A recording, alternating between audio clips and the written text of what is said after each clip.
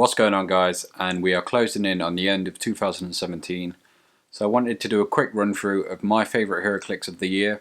There's been some really cool sets. We started the year with the Teenage Mutant Ninja Turtles set 3, I think it was, and then we're finishing with the Mighty Thor Gotham Girls just coming out. So I'm going to pick my favourite top 10 and then I want you guys to drop yours down below. But let's get straight into it with number 10, the Pym Particle Tank. So it's quite big. It's sort of this big compared to the tiny 1x1 tank you get before.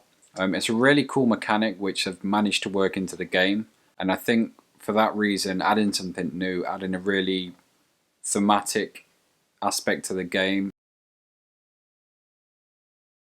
Number 9, the Hawkeye Chase. Now, if you've seen this figure, it's probably in the metagame. It absolutely dominates as an ID card. What he does is he can run and shot, and when he hits, he can move on to the next target and basically take out a team, or at least weaken a whole team.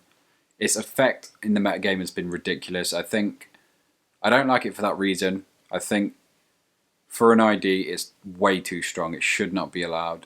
It should have been stopped by now. It should have been... I don't think it should have been nerfed, because we need a good Clint Bar and we need a good Hawkeye.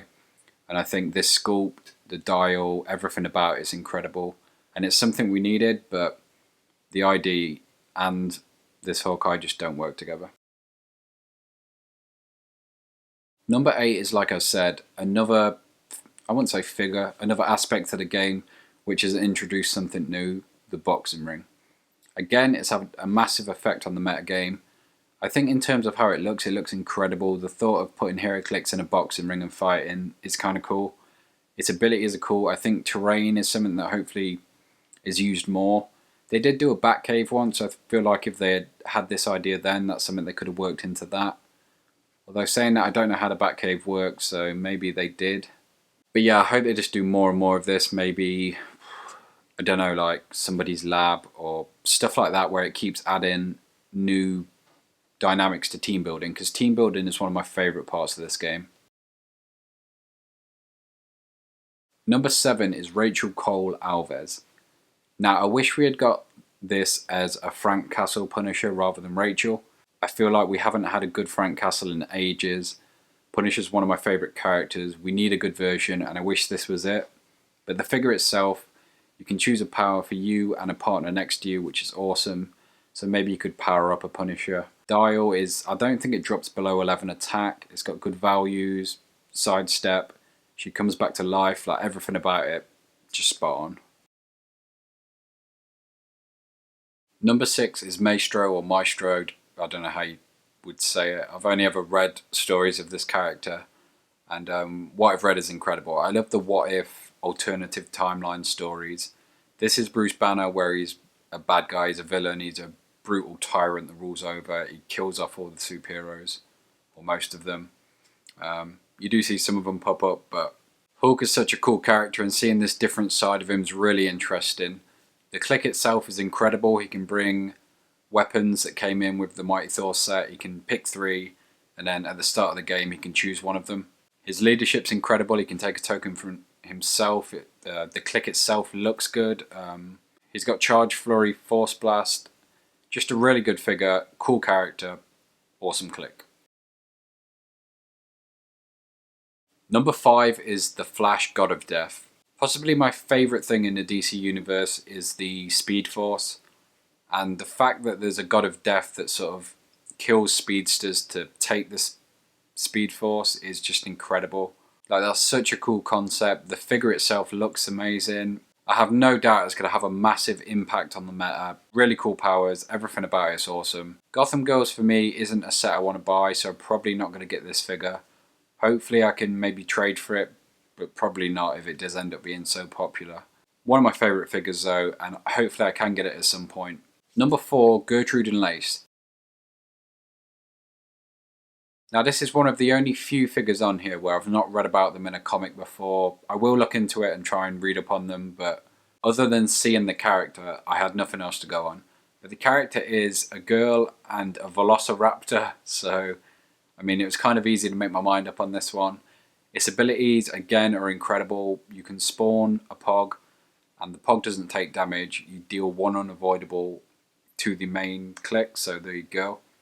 You can keep her at the back and use the Pog as like mastermind fodder, or just to throw out there and carelessly attack. Like, it doesn't have to worry about being KO'd because it's not going to be KO'd. Now my last three could easily be interchangeable. I kind of don't want to change the order, but I'm going to change it slightly. So at number 3 we've got the Goblin King. You've probably seen him again in the meta game. He's huge, he can choose powers, he minuses stats. He's got power cosmic at his high point level now. I think the nerf did him good. He's got pretty good powers on his dial already. He's got Problem or Impervious on most starting lines. Incredible figure, but what I really love about the character is I recently read his story, and it's such a cool story. It's so unique. And like I say again, the what if stories are some of my favourites. Seeing like different characters in different scenarios. The figure looks amazing, exactly how I thought it would. Really cool concept, and that's why it's number 3. Now this is where I've changed. Number 2 is now going to be... No, I'm not going to change it. I'm going to keep the original. Okay, so number 2 is the Green Arrow Chase. If you're not sure which one I mean the one from Elseworld, where he's only got one arm. Again, from an alternative universe. Yeah, I don't know what to say. They're my favourite stories. It's such a cool concept that he's only got the one arm and he's an archer. Like, really cool idea. The click itself looks amazing. It's really effective. Like, again, it's used all the time, either as an ID call-in or as a main attacker or second attacker in your team. Can't say enough about it. I've not managed to pick one up yet because they're quite, I'm not sure rare's the word. People just don't want to trade them, so I'll probably either end up buying it or hopefully eventually trade for it. But number 1, my favourite Heroclix of 2017, Beta Ray Bill. He's one of my favourite comic book characters outside of like the well-known ones. So obviously my favourites are people like Captain America, Spider-Man, Punisher, X-Men's like Nightcrawler, stuff like that. But he's also up there. I'd probably maybe put him above Thor. He's on similar power levels, but he looks different. He's a bit more I wouldn't say interesting is the word. It's just something different, and that's really cool to see. His character is really awesome in the TV show I've seen him in the film. Although he does get his ass beat in Planet Hulk, which is pretty rough. It was a shame we didn't see him in Thor Ragnarok, but one of my favourite characters. The sculpt is incredible. I think the thunder coming from his hammer looks amazing. The hammer itself, Stormbreaker, +2 to range, quake, and energy explosion, I think, which are awesome powers. His ability, though, is what sold it for me. He was going to be probably my favourite anyway, but the fact he has an ability which means you have to be within 4 squares to range attack him or you have to close attack him is incredible. Like, I think I could actually work that into teams. That's someone I would take to a WizKids Open, for example. Really cool idea. It's also got prod built in, which is amazing. A stop click. 125 points is kind of expensive. 225 is way too expensive. I would never play him at that unless it's sort of a friendly casual game. Awesome figure, awesome character, awesome set in general. I want to give one more mention to Surtur, the Colossal. Huge fan of the character, awesome figure, looks amazing, really strong. I play it whenever I get a chance, but I could have easily switched it out for number 10, I think, and probably will. Yeah, that's me correcting it now. So number 10 is actually Surtur. If you watched this far, let me know in the comments. Comment what number 10 actually should be. Yeah, and if you have, thanks for watching. Make sure you like, comment, subscribe if you're enjoying this, and give me some ideas for upcoming videos. But until next time, see you.